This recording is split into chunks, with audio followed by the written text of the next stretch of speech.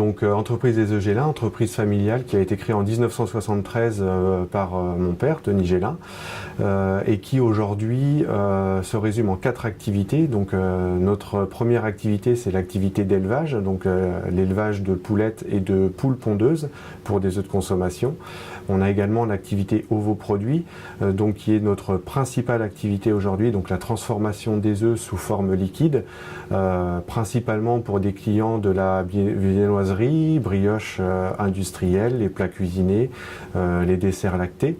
On a également une activité où on va conditionner les œufs en barquette, en boîte, qu'on va ensuite livrer dans les magasins.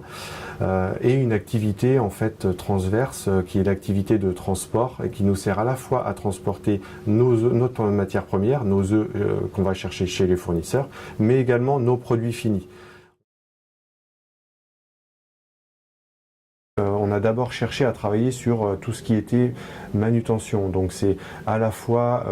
la mise en place, si on parle d'exemple concret de transpalette autoportée plutôt que de transpalette à conducteur accompagnant. Donc l'objectif il était quand même de soulager et de faciliter les déplacements d'un point A à un point B. On a également travaillé à travers toute la partie manutention sur la mise à niveau des différentes charges qu'on pouvait prendre. Ensuite, sur le process, on a également travaillé sur certaines opérations qui étaient très répétitives à la possibilité, et quand je dis répétitive, je sous-entends également la possibilité d'être stressante en termes d'opération au niveau des opérateurs, notamment sur le conditionnement des cuves, où on est passé sur un conditionnement automatique pour soulager ce travail-là. On a également aménagé nos locaux par la couverture d'une plateforme qui était à l'origine à ciel ouvert, donc on a complètement fermé cet environnement pour mettre un petit peu à l'abri quand même des intempéries et du climat extérieur. Donc c'est plusieurs petites opérations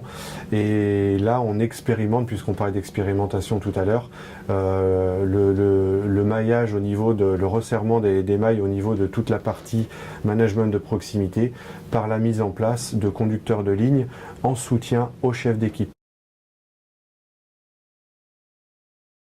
En plus des petites actions qu'on a pu citer en termes de management, on a essayé de travailler également sur la communication interne